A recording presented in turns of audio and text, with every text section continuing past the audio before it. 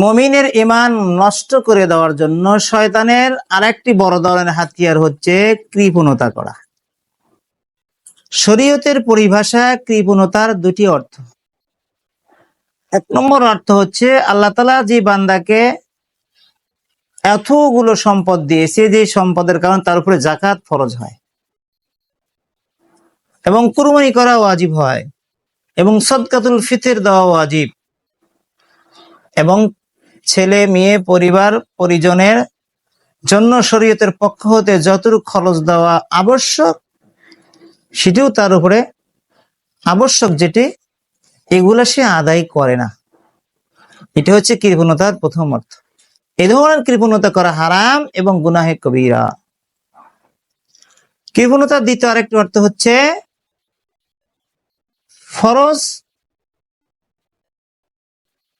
যাকাত দেওয়া ফরজ, কুরবানি করা ওয়াজিব, সদকা ফিতর আদায় করা ওয়াজিব, এগুলো আদায় করে, কিন্তু নফল সদকা, গরিব মিসকিন অসহায়দেরকে সাহায্য সহযোগিতা করা, কল্যাণমূলক কাজে সাহায্য সহযোগিতা করা, এটি করে না।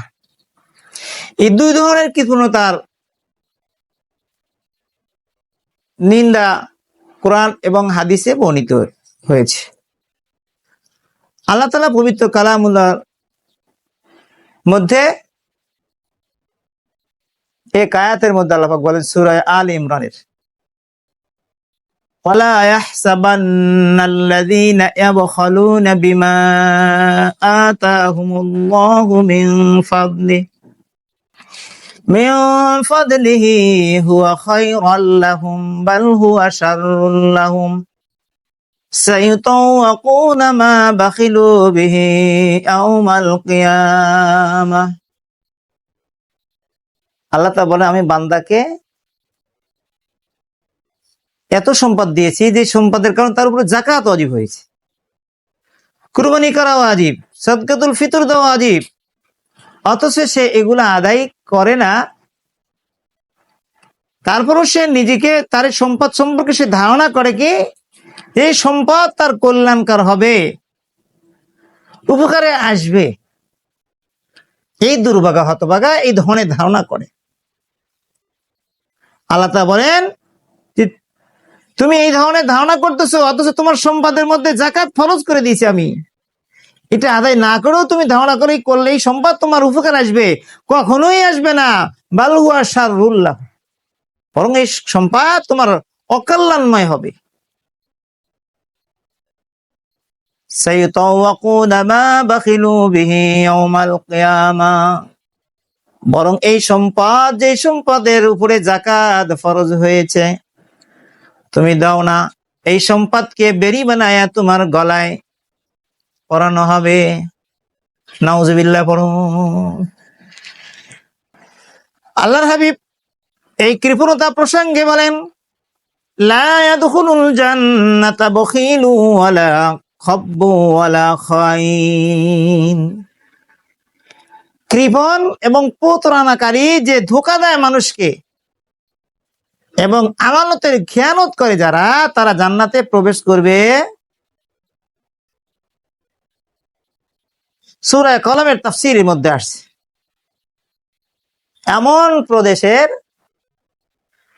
সানা নামক শহরের পাশে এক লোকের একটা বড় ধরনের বিশাল বড় একটি বাগান ছিল, অনেক সুন্দর বাগান।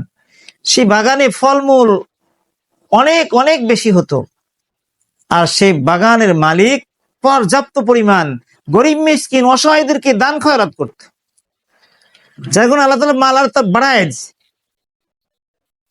কারণ আল্লাহ তাআলা কোরআনুল কারীমের মধ্যে বলেছেন, ইয়ামহাকুল্লাহুর রিবা ওয়া ইরবিস সাদাকাত, সুদের কারণে মাল ধ্বংস হয়ে যায় আর দান খয়রাতের কারণে আল্লাহ তাআলা মাল ধন বাড়ায়া দেয়। সুবহানাল্লাহ।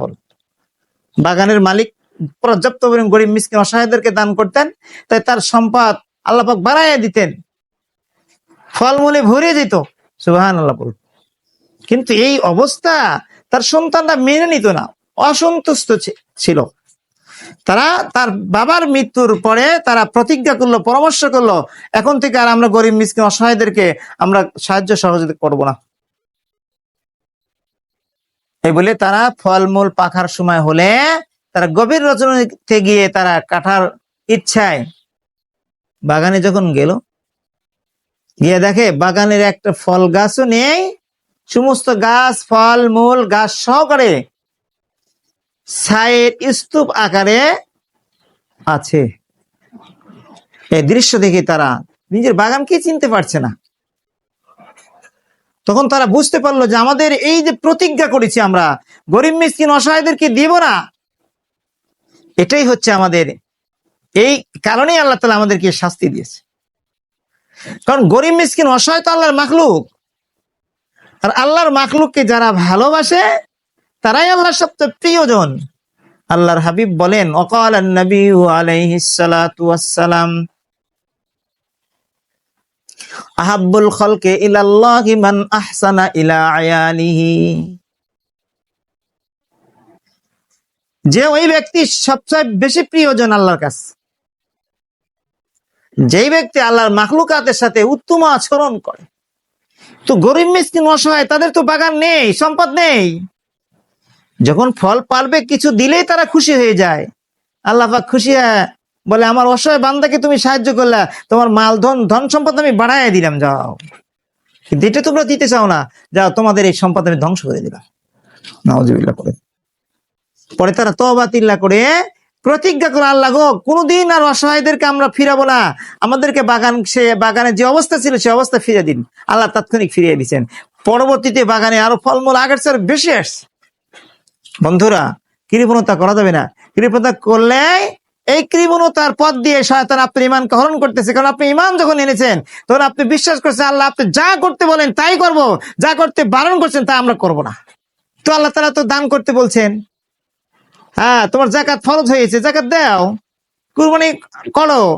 অথচ শয়তান আপনাকে বুঝাইতেছে দান খয়রাত করো না, করলে তোমার সম্পদ কমে যাবে। আল্লাহ বলে সম্পদ বাড়াইয়া দেবো, শয়তান করে সম্পদ কমে যাবে। শয়তানের কথা প্রাধান্য দিলেন, আল্লাহর হুকুম অমান্য। এটাই তো ঈমান হরণ হচ্ছে। আপনার আল্লাহর প্রতি বিশ্বাস নেই। সেজন্য ঈমান, মুমিনের ঈমান হরণের সবচেয়ে বড় ধরনের হাতিয়ার মধ্যে হতে একটি হচ্ছে কৃপণতা করা। শয়তান এর দ্বারা আপনি ঈমানকে হরণ করবে। নাউজুবিল্লাহ।